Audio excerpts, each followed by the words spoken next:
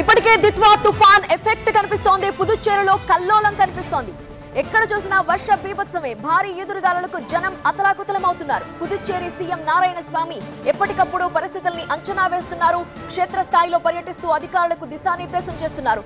ఇవాల్టి గండం గడిస్తే చాలు అన్నట్టుగా ఉంది పుదుచ్చేరిలో సిచ్యువేషన్.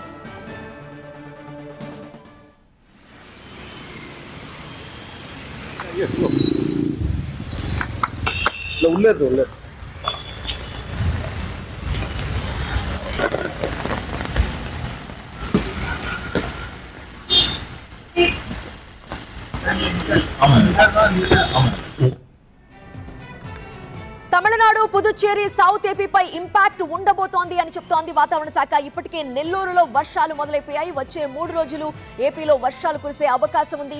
ముఖ్యంగా దక్షిణ కోస్తా, రాయలసీమల్లో చాలా చోట్ల వర్షాలు పడే అవకాశం ఉందని వాతావరణ